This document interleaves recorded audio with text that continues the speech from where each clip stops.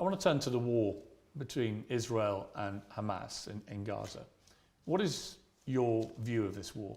I think when you call it a war, you're doing a disservice to the people who are having their limbs blown off by some of the most advanced technical weaponry on the planet. It is a genocide and it is disgusting. And it doesn't matter which side of the political spectrum you fall on. When you observe a genocide in front of your very eyes, you should be disgusted. Which side is waging genocide? The Israelis are genociding the Palestinians, and you know it as well as everybody else does. That. Well, then it seems like your bosses are not allowing you to know it. What do you think of what Hamas did on October the 7th? Why are you starting the story in the middle, Piers? Didn't. I just asked you about the wider war. I'm now asking you specifically about Hamas. I cannot professionally answer that question without talking about the context that led up to October 7th. Well, nothing, to my mind, justifies what happened on October the 7th. Nothing justifies what happened before October the 7th, Piers. This is the exact point. So you're talking to a man, I don't know what answer you expect from me, because let's forget the fact that I'm a Muslim. You're talking to a man who is fighting oppression to the best of his ability because he believes that the people in charge of the world are enslaving us all, to the point where I detriment my own life. I end up in a jail cell because I'm speaking against oppression. Then you're asking me what I would do if my family was blown to pieces. You're not in a jail. Hang on. You're asking me what I would do if another government came along and blew my family to pieces? You weren't put in a jail cell because of any oppression. Absolutely I was. No, you weren't. Of course you I were was. put in jail cell because you've been accused of serious sexual crimes. I would not have been accused if I was not monumentally successful in speaking the truth. Let me ask you again. It's a simple question. Some people can answer it straight away, including pro-Palestinians people I've had on my program. Many are very quick to say absolutely. Do you believe Hamas are a terror organization? And that's a very interesting question, but I think you're peddling asininities. Well, just answer the question. Can somebody do me a favor? Google asininities and find out if it's a word. I know what it means. If it's not, make sure it's added to Webster on Top G's orders. Okay. Just, are they a terror group? You're peddling asininities because I'll tell you why, Piers. Let me answer the question. No, I'm not. Of course you are. It's a simple question. That's like me asking... I'll tell you why I asked. Because the UK, where you were born, prescribes Hamas as a terror organization. They also prescribe me as dangerous to children in schools. Let me explain something to you, Piers. You're not prescribed as that. If I were to sit here and say, is stealing wrong? And you'd say yes, and I go, but what if the person stealing is trying to feed their family, and if they don't, their family are going to die? Is it still wrong? You're trying to take a very nuanced and complicated argument and reduce it down to one sentence, which is failure. You're trying to equate stealing with a mob of terrorists breaking over a border, going to peaceful... Is that what Israel did? Wait a minute. A mob of terrorists breaking over a border and killing people. Is that what Israel did? Going through a border on October the 7th. Oh, October the 7th. Massacring young people at a festival, massacring families in their homes in a kibbutz, setting fire to them, cutting their heads off, killing babies. Oh, killing 40 babies. That was true. Well, fine. Were the babies vaccinated? Why are you being flippant? I'm not being flippant. The point I am making... I don't find that funny. No, but the point I am making is that the media lies, firstly. Secondly... I can ask you about different things at the same time, right? Sure. So I'm asking you, first of all, specifically, what is your reaction to what happened on October the 7th? Sure. I'll answer the question professionally. I do not condone the loss of human life on either side. I think anybody doing anything which directly damages civilians is disgusting and abhorrent. However, I would be an amateur if I could not sit and pretend I do not understand the motivations behind either side. This is not even me taking a side. I understand why Israel is doing what it's doing. I understand why Palestine is doing what it's doing. However, I still call the Israeli actions absolutely abhorrent and genocidal. Okay, we're going to come to Israel's actions, I promise you. We will ask that question specifically. But in terms of what Hamas did on October the 7th, do you accept that was an act of terrorism? It's an interesting question because once again... It's not really. It is. It's a very straightforward question. Because you're the person who would have called Nelson Mandela a terrorist while he was still in jail. And one person's terrorist is another person's freedom fighter. I wouldn't have called him that. For me to answer the question... Yes, you would have. For me to answer the question, I have to be very professional, Piers. For me to sit on the outside in Romania with no personal involvement in Israel-Palestine, it's easy for me to say, yes, it was an act of terror. However, if I was in Gaza, if I was in an open-air prison, if my family had been annihilated by bombs from the sky, if everybody I knew had suffered the loss of a loved one, if I had no chance of any kind of freedom or democracy or standard of life, would I believe it was an act of terror, or would I believe it's an act of resistance against oppression? You have to be very careful how you answer these questions. So what do you think? I think I understand what happens when you take people and put them in such an inhumane condition. For anybody to sit and say that you're going to take people and put them in absolutely inhumane conditions and give them no standard of life, and they're not allowed to ever fight back, or they are terrorists. But I can agree with you. Anyone who does that is an amateur. I can agree with you that the plight of the Palestinians for many decades has been absolutely shameful. So what did we think was going to happen, Piers? No, nothing justifies what happened on October the 7th. So what are they supposed to do? Nothing. So what are they supposed to do? That was an act of medieval barbaric terrorism. Nothing justifies it. Did they suffer acts of medieval? Your attempt to try and equivocate. Did they suffer acts of medieval barbaric terrorism before that date? Yes. And it's unfortunately an eye for an eye in this world. Tell me, I'm not condoning. I'm being a professional and answering to you why it happened. Give me one example of where Israel, without any provocation, went into... a specific question. Went into Gaza and massacred 1,500 innocent people, cutting their heads off, taping and boasting about what they'd done back to their families in Israel, kidnapping Holocaust survivors, bringing them, they wouldn't have, of course, done that in their case, but kidnapping old grandmothers and bringing them back to Israel, kidnapping babies, kidnapping children. When has Israel actually gone in and done something of the scale of October the 7th? There's literally endless examples of that. Give me one. In 2014, they were bombing civilians. You know what, Piers, let me tell you something. I'm not talking about well, they were categorized as retaliation for rocket strikes, and there's an arguable point. As there is, for example, I'm vehemently against the expansion of the settlements on the West Bank. I think there are legitimate questions about the proportionality of Israel's response here. Yeah, but in terms of what Hamas perpetrated on October the 7th, there is no instance of Israel doing that to the people of Gaza. And you have to accept that. If you don't accept that, you're either deluded or you're deliberately not wanting to say the obvious, which is that was an act of terrorism, because you're concerned about upsetting people in Palestine. Is that the case? Let me go back to my first point when I said you're peddling asininities. The reason I said that is because to look at a situation, no matter how heinous, and to ignore all of the context and pretend that you do not understand why said situation happened Nothing justifies terrorism on that scale. Nothing. Is asinine. No, it's not. Because it's not about justification. Let me tell you why. Piers, it's not about justification. Let me tell you, it's about understanding the realities of the world. Let me tell you the reality of the world. Hamas came to power in 2005. Hamas's initial founding charter made it clear that they are for the eradication of Israel. And on October the 7th, they prove what that means is they will kill every Jew they can get their hands on. They are an existential threat to people in Israel and to Jewish people. And that is, I'm afraid, the purest personification of a terror group. I also think by doing what they did, as they have done since 2005, they weren't representing innocent Palestinian people in Gaza. Who are suffering now. They knew, yes, but Hamas knew when they did what they did that Israel would respond the way they did and that thousands of innocent Palestinians would get killed. They knew that, and they still did it. So my question for you is, why can't you, which is my position on this, is very straightforward. What Hamas did was an act of terror, an absolutely despicable act of terror, and should be called exactly what it is. And they are now demonstrably a terrorist group. That is why they were rightly prescribed that by the UK and America and other countries. And to try and pretend they're not makes you sound like Jeremy Corbyn. And I can't think of a worse insult to throw at you, right? So I don't think me and Corbyn agree on that. But I also think there are legitimate questions to come about the way Israel's responded. We can come to that. But I just want to ask you one more time. Is what Hamas did on October the 7th an act of terrorism? I think, Piers, it is peddling asininities for you to pretend that enslaving people... You sound like Jeremy Corbyn. No, let me answer the question. 15 times he refused to answer the question. Let me answer the question. You're now up I'm to not about... refusing. You're now about 3 or 4. If you look... Are they a terror group or not?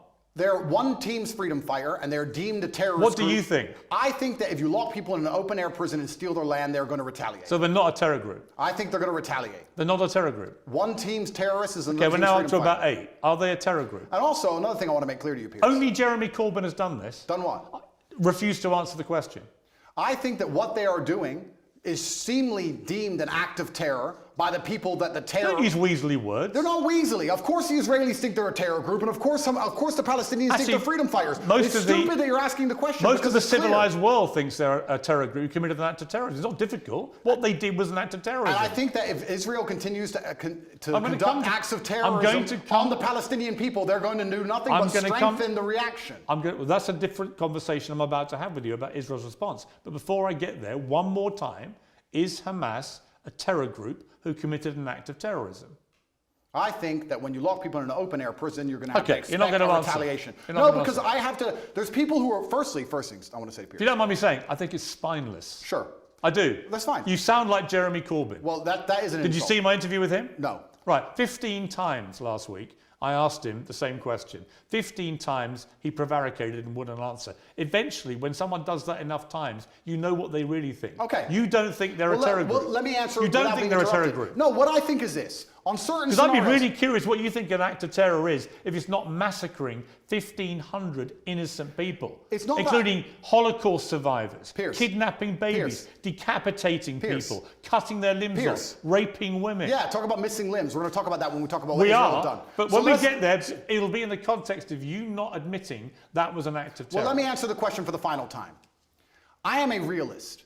And as a realist, sometimes you do not come to the conclusion of labeling good guys and bad guys. The world is not black and white. Hamas are bad guys. No, the world is not black and white. The world is actually very gray. Anybody who sits and thinks there's clearly a good guy, there's nothing grey about what Hamas did, and clearly a bad guy does not understand how the world works. And as a realist, what you do is you look at scenarios and you understand why they happen, how unfortunate they are, how unfortunate the loss of human life is, how civilians die on both sides, how innocents are dying in a chess game played by the elites on both sides.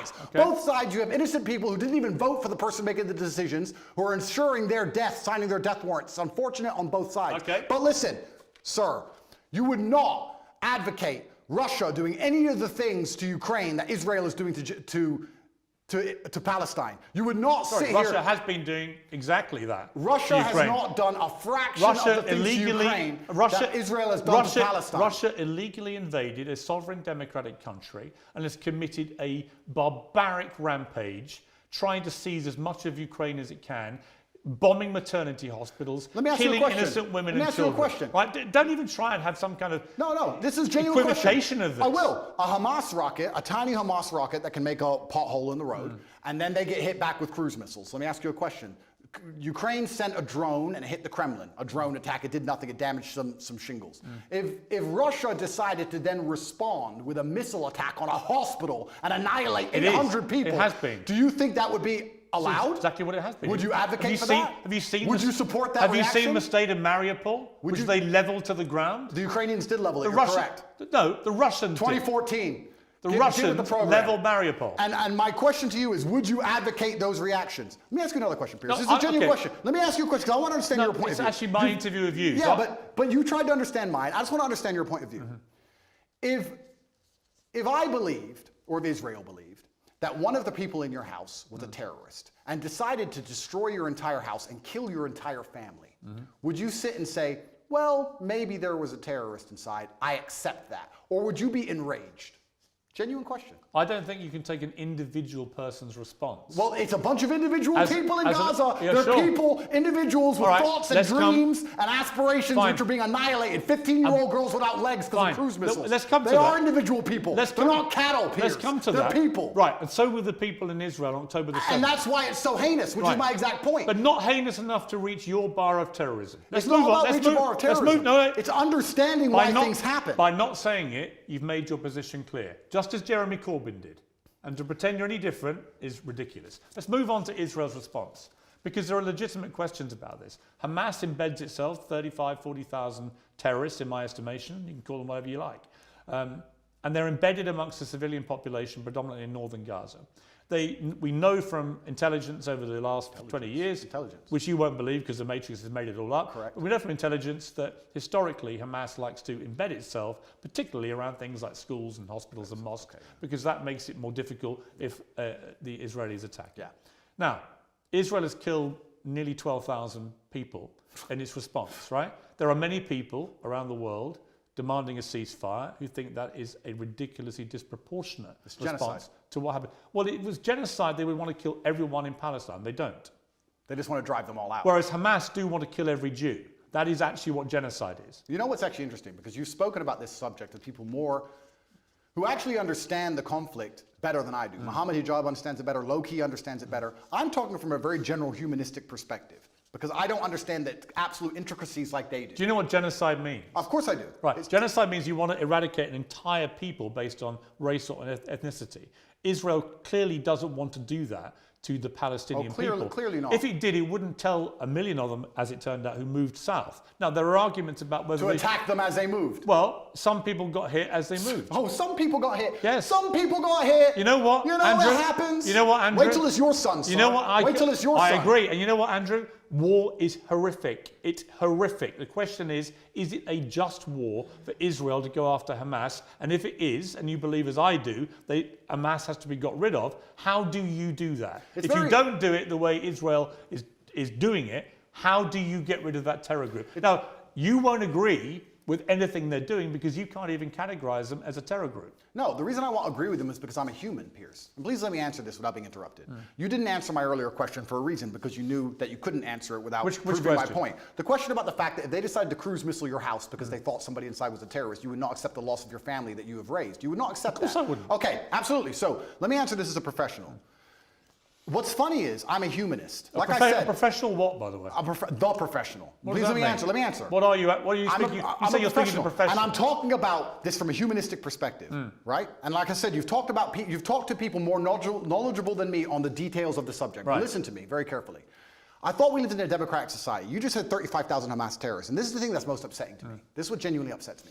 Israel intelligence will say a guy's a Hamas terrorist. Has that guy gone to a court of law? Has there been a democratic process? Has he been proven to be a terrorist? No. They've just decided from their intelligence that couldn't see an invasion coming from hundreds of miles away. So this intelligence is actually no. It's not great. No. So they've decided this person might be in intelligence without court case, without any kind of democratic process, and because of that, they've decided to annihilate civilians along with him, and it's all just collateral damage, and nobody should care. That is not a humanistic perspective, and that is disgusting. And any person in the West who is advocating for that is a hypocrite. Because if it was turned on them, if the American government said, we think the person in your shopping mall, one of the people you were shopping alongside in the mall, might have committed a crime. We didn't take them to court. We think they might have, so we killed your whole family. Get over it. So the last time is a clown and a hypocrite. So the last time, what do you expect full-grown men to do? I'm about to respond. What do you expect full-grown men to do when you kill all of their families and leave them locked in an open-air prison? Let me respond. The last time that Jewish people faced an existential threat was in World War II. And the Nazis, who wanted to take over the world and kill every Jewish person, the Nazis were ultimately defeated by Winston Churchill leading the Allies.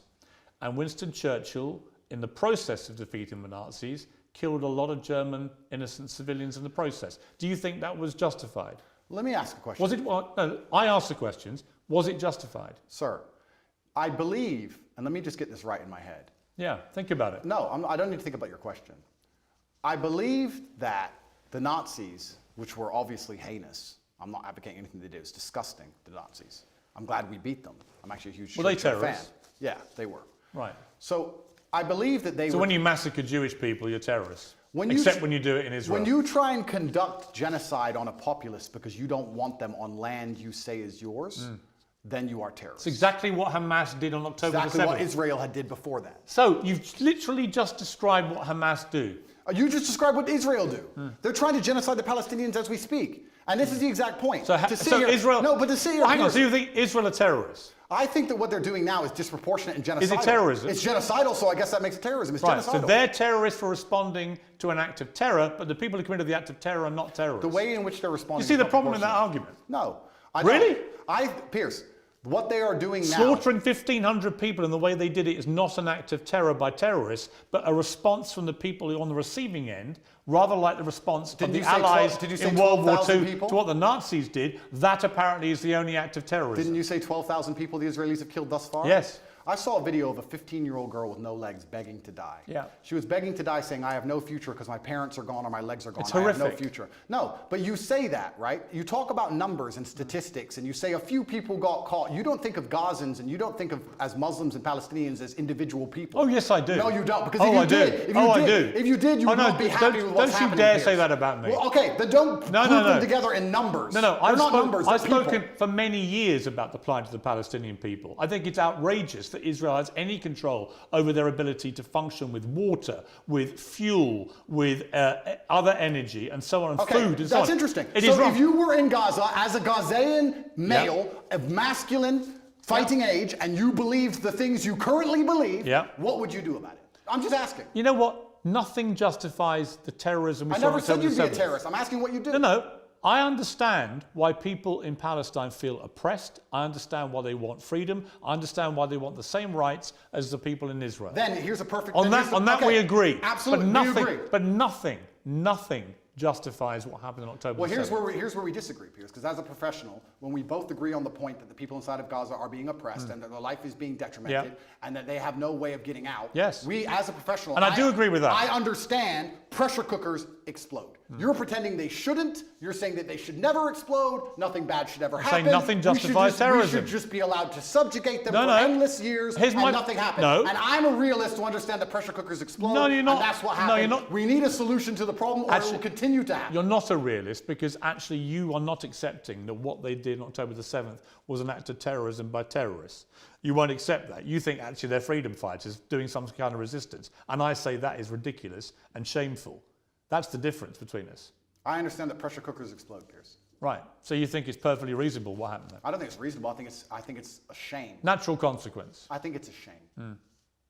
A shame. That's it. I think it's a shame that we're living in the world now where people are reduced to basically suicide to try and fight for freedom for their families if they have one left, because they all committed suicide. Those men who did that. Well, the 'Cause Hamas- they didn't have a chance of survival. I think when you Well, oppress, that's because they believe that they're martyring themselves and no, going to it's a 'cause better when you life. oppress people to the point where their family's dead and they have nothing to live for, and I think that's a shame. So do you support Islamic fundamentalism? Absolutely not. Do you support an Islamist ideology? Absolutely not. Right. What I support. So why do you support Hamas? I support justice in Do the you support universe. Hamas? I support justice in the universe. Do you Piers. support Hamas? No.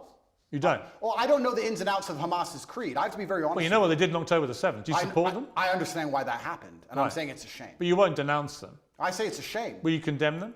I can't sit here and condemn the obvious Wow. outcome of Wow. consequence. Really? How can I You condemn? can't condemn Hamas for what they did. Well, we know what's going to happen, and we need a solution. You're Piers. very quick to condemn Israel's response, but you won't condemn the terror attack which prompted it. No, I'll tell you why. Even though Hamas knew by doing what they were doing, that would be the response. Do you think they knew that? Of course they knew that. You think they knew the Israelis? They did it quite deliberately. You know why? Because they were funded and supported by Iran. They didn't like the fact that Israel was normalizing relations with a bunch of Arab countries, from the UAE to Bahrain to Morocco, and then coming down the line was going to be Saudi Arabia. That was a threat to the Iran view of what should be happening in that region. Iran are the ones who support and fund and arm Hamas, and they clearly, in my estimation, it hasn't been properly established yet, but clearly Hamas couldn't have done this on their own. They've done it with support from Iran, and they've gone and committed an act of such heinous atrocity that they knew what the response would be, and that means that they sentenced in that moment not just 1,500 people in Israel to death in the most appalling manner possible, but they also sentenced to death thousands and thousands of innocent Palestinians, including many innocent children, because half the population are children, and Hamas knew that was what was going to happen. So my question is, how can anyone think that Hamas is a force for good for the Palestinian people? They are a force I said they're for evil. unfortunate. No, I didn't say they're a force for good. I said it's a pressure cooker and it's a shame. But you won't even condemn them. Let me ask the question. Do you think if we gave the Palestinian people basic human rights, that Hamas would find it more difficult to recruit new soldiers? I think probably if we treat them like humans, this won't happen. So we agree and let's move on. I think there's a real danger in the scale of Israel's response that you radicalize a whole new generation of Palestinians. I think that's a real danger. So by the way, I've said that. We can agree on that. So perhaps it was Israel's actions before October 7th that radicalized the soldiers who invaded. So you agree with me. So let's move on. No, I don't. No, nothing justifies what they did. Let me ask you about the reaction that you've had from certain people who I think at one stage you had a good relationship with. Sure. One is Jordan Peterson, and the other one Ben Shapiro. Let's talk about Jordan first. Sure. You've had a bit of a to and fro with him, but what is your view of him? I think Jordan and I actually agree on many issues. I think the enemy of my enemy is my friend. I think we have a lot more in common than we have that we disagree on. We have different views of the world on certain things. I think we approach him from different places. He's far more in his mind, whereas I live in more in a physical realm than he does. I have nothing against Jordan. I don't dislike him. I do find it, and I must be honest, a bit disingenuous and hypocritical that he speaks mental strength and then ends up addicted to an antidepressant. I don't think he should ever take antidepressants ever. I've been through worse than what he's been through, and I didn't take a single drug. However, I have nothing against the guy. He says very intelligent things, and I'd be interested to argue with him or discuss or debate with him, but I think we'd actually agree on most points, to be honest with you. I don't think he may be unhappy with somehow how I've lived my life and some things I've done, but we've already discussed the fact that I come from the lowest income area of the UK, and most people around me were selling drugs, so at least I didn't do that. So I'm not going to allow somebody who's a professor at a university who's had an easy life come along and tell me how people from the streets should survive. You have to find a way out. Let's get rich or die trying. But I have nothing against the guy. I just think that he's been a bit hypocritical. And then, truthfully, the only time I've been genuinely a bit appalled by any of his actions was the tweet he made on Israel-Palestine when he said, give them hell. I know that's an easy thing to say, and it's an expression that people use and they throw it around flippantly. But I think when you actually wish hell upon other human beings, I think it's a disgusting thing to do, because hell is that 15-year-old girl with no legs and her parents were dead. Well, hell and when is... you see her crying her eyes out, begging to die, that is hell. And I don't think you should genuinely wish hell on anyone, Israel or Palestinian, anyone. I'm a humanist. I don't want anybody to die. Well, he did. When he was wishing hell on an entire population, he did express regret for the way he phrased it. And he should, and because it's disgusting. I've not wished hell on the Israelis. I've not wished hell on the Israeli state. I don't want any Israeli civilian to go through what that 15-year-old Palestinian girl's going through. Not a single one. He said about you, Jordan Peterson, I'm not particularly happy to be grouped with Andrew Tate. I think there are some elements about what he does that are quite reprehensible. I'm sure he has. I don't know everything he says, and he may disagree with some of my point of view. As I said, I have nothing against him. I don't think anything he says is particularly wrong. I think that he's hypocritical because of the antidepressant problem, and I think that the fact he wishes hell on other humans because he gets emotionally involved in a conflict, which within 2 minutes of it sparking off, he's wishing genocide. I think that says a lot about his personality. But overall, when he speaks at length, a lot of the things he says are pretty well thought through and pretty constructive. I have nothing against the guy. Let me turn to Ben Shapiro. He said, let me assure you, as someone who's not pimped women and bragged about it, that morality requires that those who rape women and kidnap women must be eradicated, not negotiated with. He says, on my show, I won't be lectured on morality and toughness by Andrew Tate. His great idea of toughness and morality is pimping women and bragging about it on air, and then trying to quasi-walk it back while simultaneously maintaining many of the same positions and flexing his biceps. Listen, everyone should be able to tweet whatever it is they want. I'm all for an open discourse, even with people who I think are dead wrong on a lot of issues. But Andrew Tate is dead wrong on a lot of these issues. And the particularly ridiculous posturing about being yes, you're very tough when you want people to make peace with terrorists who've just murdered their children, very, very tough. What do you say to that? So Ben is a warmonger. Ben has been wrong on basically every single issue you can name. He was with you with the vaccine and every other war. Ben is always calling for other people's young men to go and die in some war. He seems to love it. I don't know if he has short man syndrome, but he's always behind his desk calling about how important it is that big, strong men like me go and die. And the reason he tweeted that and said that is because when Hamas and Israel, at the very early in the conflict, I think it was 3 days in, were discussing possible peace talks, he tweeted, no, absolutely not, fuck them, kill them all. And I said, Ben, as a man who's done his own fighting, because I've had a life of pain and violence, listen to me. Peace is always worth a conversation. What I said is that we should always be prepared to at least discuss peace. He, because he's a warmonger, said, no, peace is not worth a conversation. You're this, you're that, da-da. Because he's always sitting behind his desk. He must have a booster chair, and he's always running his mouth trying to invoke violence and call for war. And I find it kind of hypocritical, because a man who's so small he would die if he was slapped on the street, sitting behind a desk and screaming for other people to be annihilated, I think is kind of, it's worse than hypocritical. It's insane. I believe if he was sitting here listening to this, he would say that what he's screaming for is for Jewish people in Israel to defend themselves. And he's a Jewish man. All Ben does is call for war. And I agree. Defending yourself. That's not all he does. That's all he does. And calling for war and defending yourself is very different than genocide. And Ben, like I said, overall, most of Ben's worldviews and mine probably align. We don't align on the religious sect, and we don't rely on the religious points. Fine. But our overall worldviews about how society should function probably align on many of the key issues. I don't have a beef with Ben, and I don't watch his show, and I have no idea what he talks about a lot of the time. But what I do know is that every time I turn it on, he's calling for someone else's son to go and die in a ditch somewhere for his interests. And I don't like people who are not advocates for peace. Blessed are the peacemakers, said Candace, who is far more intelligent than Ben will ever be. And she is completely right. He replied that rhetoric, starting an argument with me, when I said we should talk about peace. I say we should talk about peace. He calls for the death of civilians, and somehow we're asking why my point of view is seen as abstract. It's insane. Why can't we all just sit down and say the fighting must end? Why can't we do that? Why can't we sit and say, nobody should be dying, let's stop using the most advanced military weaponry on the planet to blow the limbs off children? Why can't we say that without being deemed some kind of terrorist sympathizer or anti-Semite? It's insanity. Trump came along and didn't start a single war. He's the only one who didn't. And they're going to come along him and make him a bad guy. When a new president comes in, it's just endless war and death and killing. Have you seen a dead body, Piers? Have you seen people lose a fucking limb? It's disgusting. I know what's happening over there. Have you seen that? I don't need to tell you about the parts of my history that I'm not prepared to share, Piers. You've seen people... I said it to Ben. I said people who have done their own fighting and seen their own violence and have seen people bleed out in the street from a stab wound are not going to be so smart and so quick to sit behind a desk and call for the death of innocent people. It's disgusting what's happening. I don't want anyone to die on either side. And when I come along as a peacemaker and say, this is insane, because he's a warmonger, because he has chosen blinkers and sees one side of the argument and refuses to accept the humanity of Palestinians, he says I'm a bad person for calling for peace. Well, you know why? Because he'll probably listen to this interview and say, this guy can't even describe Hamas as terrorists. If Ben Shapiro thinks bad of And if you don't think what happened to the people in Israel on October the 7th is an act of terrorism, did I not just say then you are, I want all people then to you stop are just dying? You are just as partisan to one side as you believe Ben Shapiro Did is I to the other. not just say I want all people to stop dying? Piers, don't interrupt this. It's 2 sentences. I want all people to stop dying. However, I understand what is going to happen when you create a pressure cooker. That is my answer, and it's extremely professional. I don't want anyone to die, and because I don't want anyone to die, because I'm a peacemaker, because I'm a humanist, I understand you cannot lock people in an open-air prison for an undetermined period of time without provoking terrorism. So out of interest, what would you have done if you'd been Israel after October the 7th?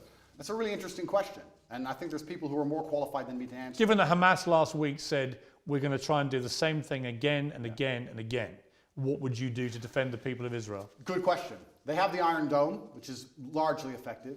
I think that their border security is usually effective. It's very interesting that it wasn't on this So you would day. say they would do nothing then, other than tighten up security? I think if I was truthfully, I'll answer the question. If I was truthfully in charge of Israel, I would have found out how our border was penetrated.